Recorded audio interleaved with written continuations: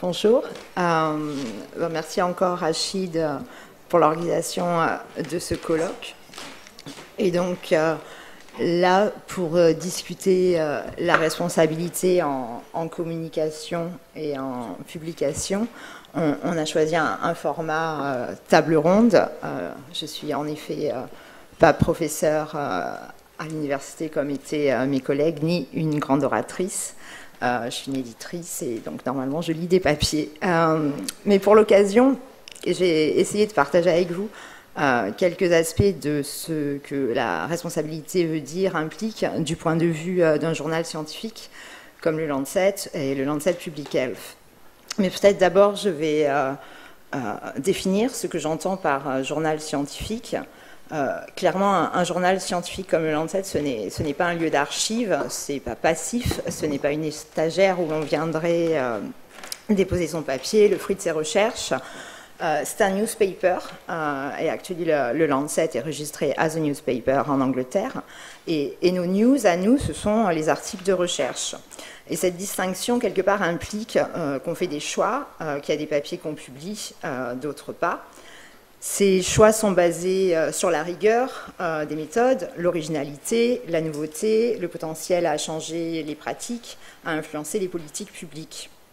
Et donc notre but est vraiment de publier et de partager ces papiers, ces idées de la façon la plus juste, la plus rapide possible, mais aussi la plus large.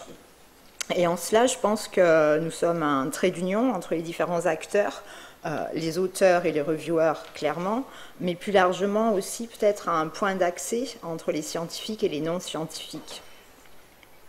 Et au Lancet et dans les journaux du Lancet, on part du postulat que la communauté scientifique est une ressource inexploitée, au moins largement inexploitée, dans les politiques publiques. Les scientifiques sont trop souvent réduits à publish or perish, comme ils disent en anglais, alors que la communauté scientifique a un rôle primordial à jouer dans la société. Et clairement, la pandémie en a été un exemple flagrant de comment ça peut se passer bien et parfois moins bien. Donc peut-être la responsabilité principale pour nous, et en particulier en temps de pandémie et de crise, c'est de balancer rapidité et rigueur. Bon, clairement, la disponibilité quasi immédiate des recherches, des données a été particulièrement importante pendant la pandémie. Ça a généré un engagement de la part des journalistes, du public, des politiques avec la science sans précédent. Par contre, ça a été aussi clairement challengé par la crise Covid et en particulier aussi par l'explosion des préprints qui ont des avantages, certes, mais qui ont aussi des inconvénients. Et quand c'est en médecine, ce n'est pas sans risque. Parlant de risque, une de nos responsabilités principales dans un journal, c'est aussi le management du risque. Et le mécanisme principal pour cela, c'est le peer review. Bon, clairement, le peer review, c'est un procédé imparfait, je pense qu'on est tous d'accord, mais c'est aussi peut-être un procédé mal compris. Le peer review, ce n'est pas une validation, c'est plutôt de l'ordre de l'acceptance. Ce n'est pas de prouver qu'un travail présenté est vrai, c'est plutôt de dire que sur la base du manuscrit, du protocole, de ce qui est présenté, ça paraît acceptable aux reviewers. Le peer review, c'est un avis pour éclairer une décision. Et ces contributions sont très importantes, clairement, mais il y a des limites à ce qu'elles peuvent accomplir. Nous, on dit souvent c'est une négociation. On négocie les limites d'un statement, mais ni plus ni moins, une négociation. La négociation ne s'arrête pas là.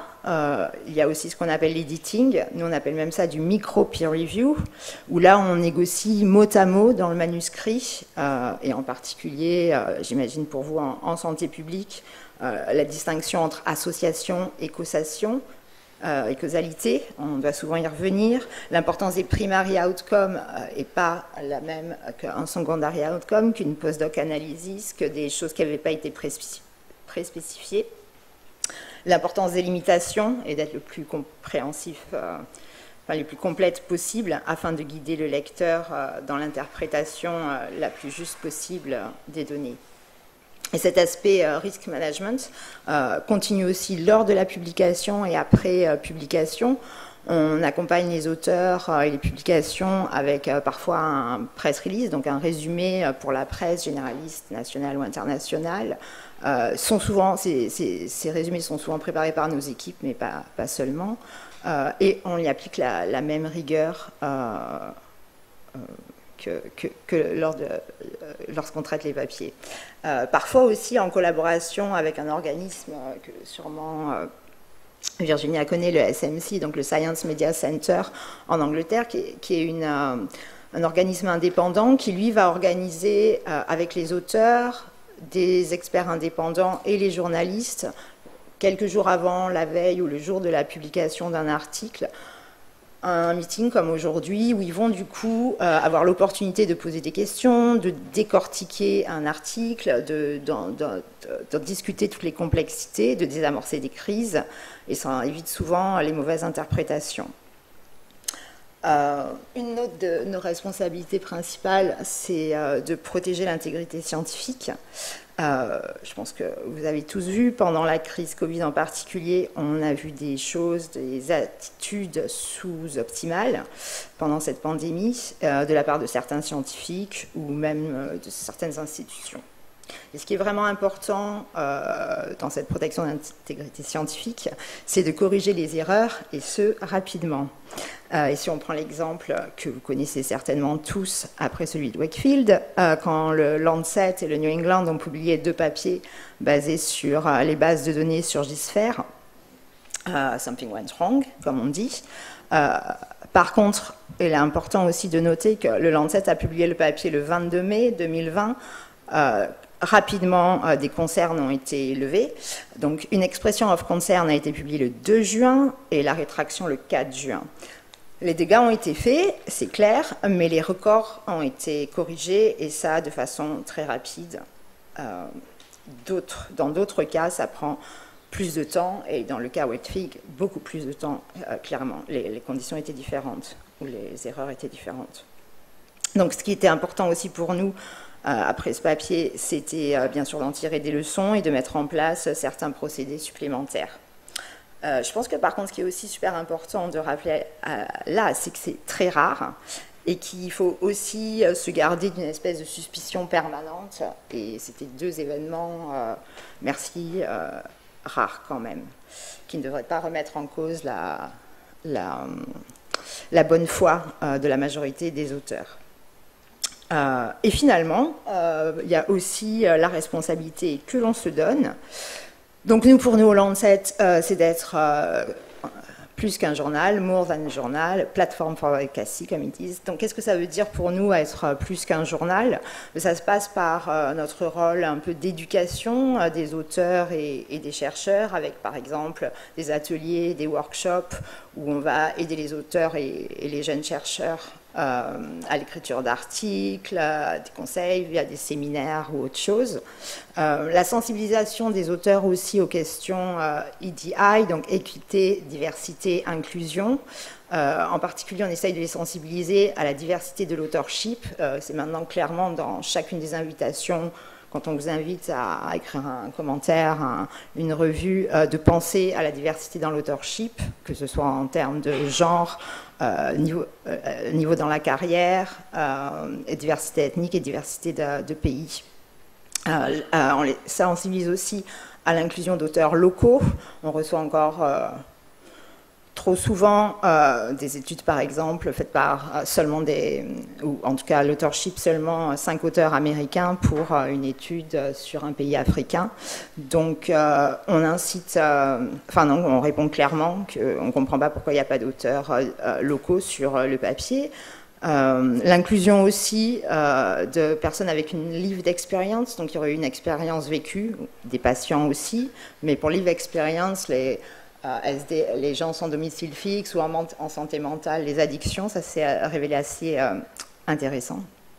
C'est clairement important d'aussi prendre en compte leur contribution. On essaye aussi d'améliorer ça au sein de nos propres journaux avec des mesures, et on a développé quelques politiques pour améliorer la diversité au sein de nos editorial boards, de nos reviewers, de nos auteurs, mais aussi des images qu'on achète pour mettre en couverture ou illustrer les articles. Ensuite, peut-être un autre aspect, et je mentionnais au début qu'on est un peu un trait d'union entre la communauté scientifique et non scientifique.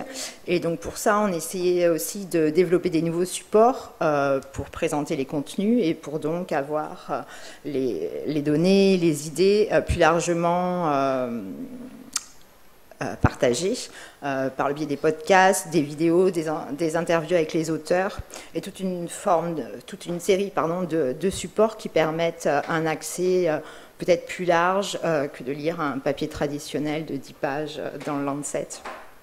Et ça permet aussi de sortir un petit peu la science et les scientifiques de leur cercle habituel. Enfin, peut-être aussi cet aspect, un autre aspect de nos responsabilités, c'est aussi la promotion et de faciliter et d'initier la convergence de plusieurs disciplines. Et ça, c'est vraiment important quand on veut adresser la myriade de facteurs qui influencent la santé, qu'ils soient sociaux, économiques, commerciaux ou politiques. Et ça, on fait souvent ça via nos séries et commissions. Et finalement, je ne peux pas finir sans peut-être nous rappeler à tous que peut-être en tant que scientifique, on peut aussi utiliser la force de la science et ses métriques pour tenir les dirigeants et les politiques responsables de leurs promesses et de leurs engagements, que ce soit pour les accords de Paris ou la diminution de la pauvreté ou les déterminants socio-économiques de la santé. Et ces métriques, ces indicateurs, mesures de l'efficacité, que ce soit des interventions, des politiques publiques, ce sont des outils très puissants pour la comptabilité. Et on doit s'en emparer, on doit les utiliser si on veut aussi prendre notre part de responsabilité au sein de la société. Je vous remercie. Vraiment, merci pour l'organisation. En fait, ce que je me dis, c'est que je vois bien les responsabilités et tout, Rachid. Du coup, c'est vraiment génial et merci encore. Et en fait, du coup, là, vraiment, je me dis, tu vois, la discussion récurrente sur les préprints, on a évoqué le dernier Lancet Gate, etc. Et c'est vrai que ça a un impact, il y a une responsabilité, etc. Mais je trouve que c'est quand même un problème d'abord de scientifique et voilà, savoir si on laisse les revues ouvertes, etc. Moi, je trouve que ce qui manque là, c'est des journalistes en fait. Parce que en fait, c'est pas tant de savoir si on a vu les commentaires des reviewers, etc. Et moi, c'est vrai que le concept de dire, c'est plutôt de savoir si c'est acceptable ou pas, versus savoir si c'est valide ou pas. J'adhère un peu à cette idée-là. D'un autre côté, je suis complètement sur de l'open, voir tout ce qui a été échangé, mais en tant que scientifique. Ouais. Mais après, il y a c'est quoi le message derrière et qu'est-ce qui est renvoyé ensuite à la population générale. Et en fait, on sait bien que ce n'est pas la population générale, c'est aussi les politiques qui vont regarder justement les synthèses ou les messages qui passent. Et du coup, moi je trouve qu'il y a une responsabilité qui est énorme, c'est celle des journalistes. Et pour comme vous tous, enfin je dis vous tous, en tout cas beaucoup d'entre nous, on a été très sollicités dernièrement par les journalistes. Et à chaque fois, je disais, il y a une grosse responsabilité dans le papier que vous êtes en train de faire. Donc oui, Non, mais ça me permet d'abord de rendre hommage à Rachid et de le remercier infiniment parce que j'ai beaucoup appris auprès de lui en épidémiologie, en communication scientifique, où il est absolument unique. Et je vous recommande son dernier livre qui est absolument remarquable. Et donc je voulais le remercier et lui dire à la fois toute mon admiration, mon respect et toute la reconnaissance que je peux avoir à son égard pour tout ce qu'il m'a appris et que j'essaie modestement de mettre en pratique tous les jours.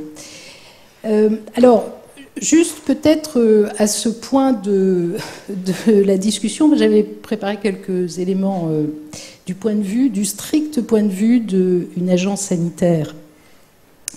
Toujours dans la pédagogie, désolée, hein, mais c'est mon boulot, donc je fais ce qui est mon boulot. Non, mais j'ai bien compris. Et il n'y a pas de raison, d'ailleurs. Moi, par contre, je trouve qu'effectivement, il y a du travail de pédagogie à faire aussi sur, en particulier, la communication qui n'est pas seulement scientifique. C'est-à-dire que le rôle d'une agence en particulier, donc je parle de ce que je connais, c'est tout. Et donc, le rôle d'une agence, c'est aussi dans une situation d'incertitude, de diminuer l'incertitude, de se placer dans une situation scientifique et de faire de l'appui à la décision. Et c'est là où la distinction entre le scientifique et le politique nous est utile quand même, justement pour rester dans notre rôle. Et le scientifique, son rôle, c'est de produire des données, d'approcher autant que possible la vérité, de diminuer l'incertitude, d'essayer de comprendre le phénomène qui se produit, et de le faire en produisant des données qui sont fiables et qui sont suffisamment robustes et en toute indépendance scientifique. Bien sûr qu'une agence est une agence de l'État, donc, mais l'indépendance scientifique, c'est absolument crucial. Et les différents scandales sanitaires qui ont conduit à la création du système des agences sanitaires en France ont distingué justement la décision et la science. Et donc ça, c'est un point vraiment important de savoir où on se situe au moment où on est en appui à la décision. Et puis le politique, effectivement, il est responsable, c'est lui qui va décider, ou le représentant du politique. Et dans une démocratie, on ne peut que accepter cette situation-là parce qu'il a toute la légitimité du politique qui est élu ou qui a désigné celui à qui il délègue la décision. Et donc, le rôle du scientifique, évidemment, c'est de lui fournir les meilleures données, vous l'avez, je crois, très bien dit, c'est-à-dire la capacité, est-ce que le risque est connu et est-ce qu'on prend toutes les mesures de gestion à un moment donné, ou c'est Emmanuel qui l'a dit, pardon, et c'était extrêmement clair. Et donc, évidemment, ça évolue dans le temps, on l'a vu particulièrement pour le Covid, mais du coup, la question pour une agence, c'est évidemment d'être en mesure de fournir, d'analyser ce qu'on sait, ce qu'on ne sait pas dans une situation en appui aux décideurs, avec toutes les limites d'ailleurs que ça suppose, et même un certain nombre de propositions, de mesures de gestion. Donc il y a une responsabilité du scientifique de fournir les meilleures données, mais aussi de faire des propositions d'options de gestion. On ne laisse pas non plus le politique avec voilà nos données, et puis maintenant débrouillez-vous. C'est pas ça, ou le décideur, pardon. Ça n'est pas ça l'idée non plus, et c'est pas ça du tout non plus l'idée du scientifique en général. Donc il y a cette responsabilité aussi, parce que la responsabilité du politique, elle est très lourde, bien sûr, parce qu'il va prendre des décisions et il va être responsable, évidemment, de ses actes. Alors, nous, notre sujet, c'était ça mon exemple, et ça n'a rien à voir avec le Covid, justement, pour donner un autre exemple plus récent, c'est quand est-ce qu'on communique, et aussi envers le public. Alors, bien sûr que le Covid, on a publié tous les jours des chiffres qui étaient rendus publics, et c'était une politique assumée de mettre à disposition l'ensemble des indicateurs épidémiologiques. Ça a été aussi une politique assumée de publier toutes les semaines une mise en perspective de cette analyse, et ça a été une politique assumée de la décrypter auprès des médias toutes les semaines. Pas de manière nécessairement, on n'était pas sur tous les plateaux ni dans tous les journaux, mais on a décrypté toutes les semaines cette analyse. L'exemple que je vais donner, c'est un exemple un peu différent, où on se pose la question à chaque étape de la communication, et qui n'est pas nécessairement ni un préprint, ni une communication scientifique, mais on a besoin de communiquer. Et la question, c'est jusqu'où on va à chaque étape. L'exemple, c'est celui qui s'est produit au tout début de l'année de syndrome hémolytique et urémique. Le syndrome hémolytique et urémique, c'est une complication rénale d'une infection à Escherichia coli qui est porteuse de toxines particulières et qui est très grave chez les petits-enfants. Et c'est surveillé en France, il y a à peu près 160 cas par an. En France, on le surveille avec tout un réseau depuis 1996 de néphropédiatres, c'est-à-dire de pédiatres qui soignent les enfants en réanimation néphrologique et qui nous rapportent les cas régulièrement. Et à un moment donné, au tout début de l'année, on a un signal parce que chaque semaine, il y a 2 à 3 fois plus de cas. Donc là, on a un signal. Est-ce qu'on communique ce signal? Non. La première chose qu'on fait, c'est qu'on caractérise est-ce qu'il y a un excès de cas ou pas? Et donc, à partir de là, est-ce qu'on lance une investigation? Et donc, la première étape, évidemment, c'est de caractériser ce signal. Et là, les moyens d'investigation modernes, là aussi, je crois que ça a été dit aujourd'hui, les moyens d'investigation modernes font qu'aujourd'hui, on peut distinguer pour un même cas s'il s'agit d'une bactérie qui est liée à un cluster ou pas. Et donc, ce qui nous intéresse, c'est de savoir s'il y a des regroupements liés à la même bactérie. Et très tôt, grâce à la surveillance génomique, on peut voir ce cluster et on peut voir qu'il est réparti à peu près partout en France. Mais on sait qu'il y a un certain nombre de cas, en plus, qui ont des caractéristiques communes. Donc là, on peut commencer à communiquer. Et on peut commencer à communiquer parce qu'on sait que la prise en charge est optimale, mais aussi parce qu'on connaît les mesures de prévention et les facteurs de risque habituels. Donc on sait qu'on peut communiquer au moins sur, il y a un excès de cas, et il y a des mesures de prévention qu'il faut adopter, faites cuire les steaks hachés, enfin, etc., etc. Et puis, quand on progresse forcément un peu plus, et on peut, parce qu'on peut faire des prélèvements aussi sur les aliments, on se rend compte qu'on va faire un lien progressivement en quelques jours, d'une part parce qu'on peut faire des prélèvements sur les aliments, mais aussi parce qu'on peut travailler maintenant sur les cartes de fidélité dans les supermarchés.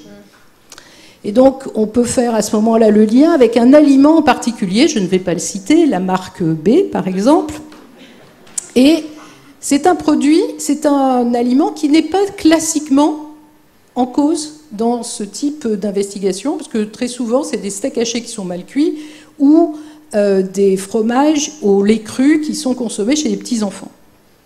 Et donc, il faut évidemment s'assurer qu'on est assez loin dans la causalité avant d'incriminer un produit. Et évidemment, ça n'est pas nous à ce moment-là, mais un autre service de l'État qui évidemment convainc la marque qu'il faut aussi faire un retrait-rappel et ensuite on suit s'il y a plus de cas. Aujourd'hui, il n'y a plus de cas identifiés dans ce cluster-là après le retrait-rappel. Et donc, à chaque étape, on communique évidemment sur ces sujets-là et ça n'est pas un préprint, ça n'a pas la prétention d'être de la science de très grande volée qui va au Lancet, mais néanmoins, au fur et à mesure, on communique aussi sur le résultat des investigations, sur le nombre de cas et sur les mesures de prévention, et de manière proportionnée, évidemment, par rapport à ce qui se passe par rapport à l'alerte sanitaire. Et ça fait aussi partie de la manière dont on peut informer le public au fur et à mesure de ce qui se passe et des mesures de gestion à prendre. Évidemment, ça mobilise à la fois le niveau national et territorial. Donc, pardon de cet exemple qui n'est pas un exemple d'un article du Lancet ni de reviewing, mais c'est un exemple de santé publique où le scientifique assume ses responsabilités, où le politique assume ses responsabilités en prenant des mesures de gestion, et où les personnes elles-mêmes peuvent être en mesure d'assumer leurs responsabilités individuelles de consommation d'aliments, par exemple, parce qu'elles sont informées de mesures de gestion. Et les trois acteurs de santé publique sont ainsi informés.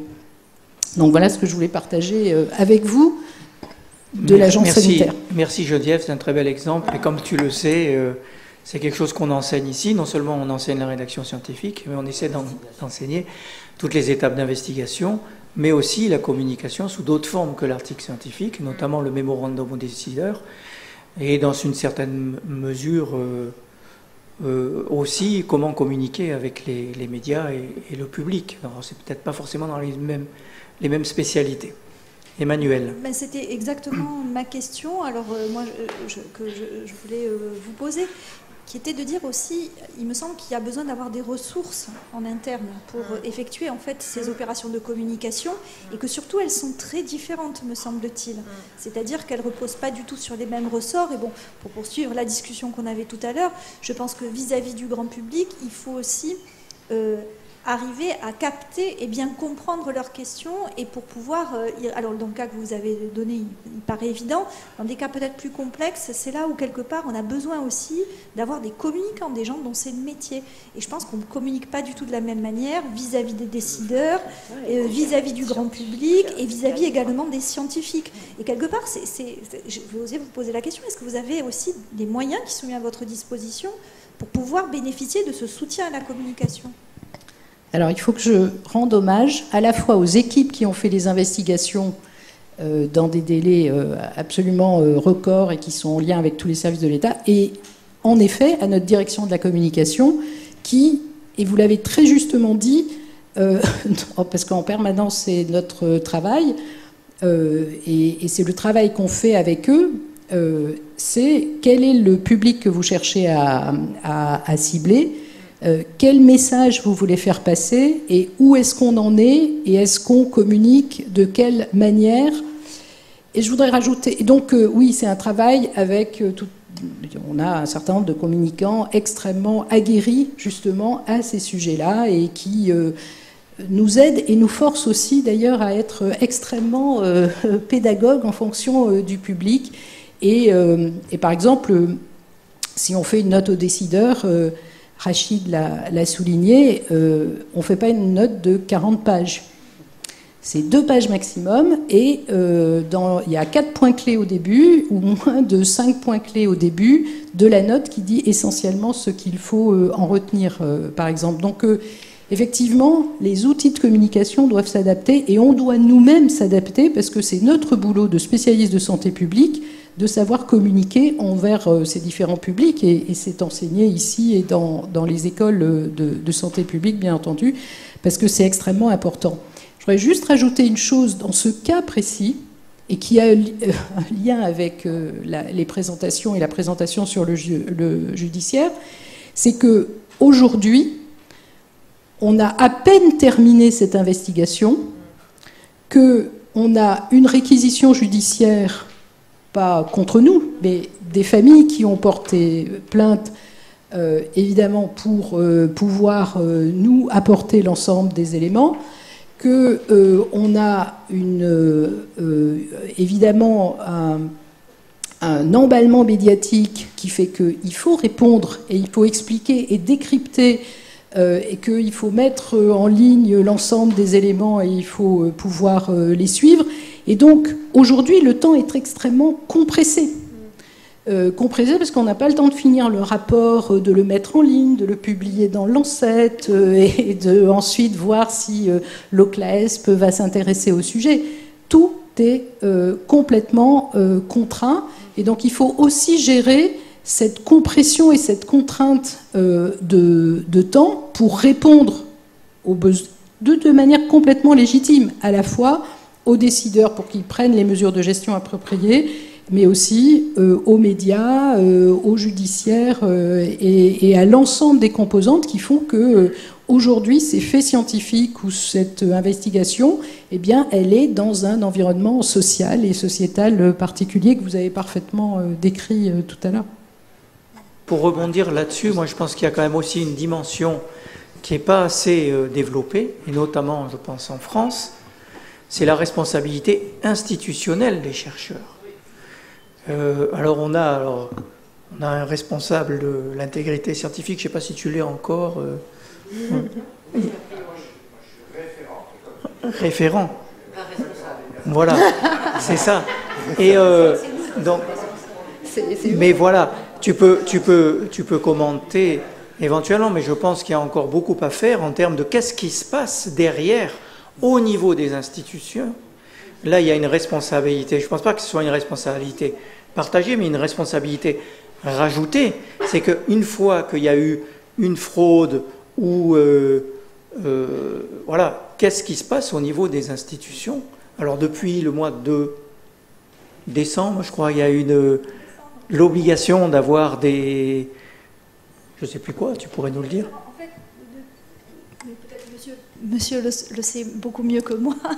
Donc, juste sous l'angle juridique, depuis, on a eu une première loi et complétée donc par un décret de 2021, décembre 2021, pour les établissements publics, les obligations en termes de responsabilité, donc pour les institutions publiques, donc on peut se poser la question pour les autres, mais donc pour les institutions publiques, aujourd'hui, on a décrypté ou identifié quelles étaient les responsabilités en matière d'intégrité scientifique et quels étaient potentiellement les moyens. Alors il y a une liste d'exemples qui doivent être mis en œuvre de manière obligatoire à travers les référents et le réseau des référents pour l'intégrité scientifique dans les établissements publics. Donc il y en a qui étaient déjà des établissements qui étaient complètement en phase avec ça, et d'autres qui ont un peu de travail à fournir pour pouvoir... Mais donc il y a une responsabilité, là pour le coup, qui devient aussi juridique pour les établissements. C'est ça. Je vous laisse compléter. J'ai appris beaucoup de choses. Je suis conforté dans le sentiment que j'ai invité les personnes qu'il fallait pour participer. Merci beaucoup à tous les 5 et à Simone et aux gens qui ont participé dans la salle.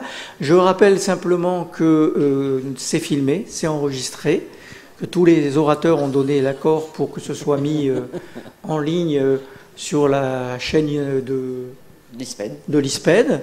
Et puis peut-être qu'on discutera avec les auteurs. Si vous avez un texte, peut-être qu'on pourrait en faire là une petite synthèse en tirant les points importants, les références que vous avez données, et le mettre à disposition sous un format, je ne sais pas, je soumettrai peut-être au Lancet public. Comme ça, par hasard. Voilà, et je vais m'arrêter là. Merci beaucoup pour votre participation. Je passe la parole à Simone. Oui, donc pour clôturer là, en 1 minute, je suis très heureuse que Jean-Luc Pellegrin, directeur président du Collège Santé, dont l'ESPED est une des composantes, soit là pour clôturer, parce que Rachid était mérite encore quelques temps, années, je ne sais pas, dans le Collège Santé, dans l'UFR médical et à l'ESPED. Je te passe la parole pour clôturer cet après-midi. Merci. Non, écoutez, bonjour à tous. Moi, je voudrais simplement féliciter Rachid pour ce colloque qui a été extrêmement intéressant et qui illustre parfaitement le rôle que l'ISPED tient au sein de notre université et au sein du Collège Santé, c'est-à-dire qu'il est capable de rassembler sur une estrade autour d'un sujet à la fois une historienne, et je vous remercie Madame pour votre présentation, parce que en médecine, l'histoire c'est quelque chose d'absolument fondamental. On ne peut pas analyser une question médicale ou une question de société sans connaître les siècles qui l'ont précédé. Donc merci beaucoup. Une juriste, parce que il est absolument fondamental de définir ce dont nous parlons. Et donc merci, et je soulignerai d'ailleurs qu'au sein du Collège Santé, nous avons recruté récemment un professeur de droit de la santé. Ensuite, bien évidemment, un philosophe pour élargir notre vision du sujet. Et là aussi, nous avons recruté des philosophes au sein du Collège Santé ces dernières années. Et je m'aperçois donc que si nous voulions être complets, il faudrait que nous recrutions une rédactrice en chef pour nous aider à mieux publier et à ce que les enseignants-chercheurs de notre université connaissent les arcanes et je dirais les pièges de la publication. Donc merci beaucoup Madame, en plus d'une revue prestigieuse, bien sûr, le Lancet. Donc Rachid, toutes ces personnes étaient là en ton honneur parce que tu le vaux bien. Donc félicitations.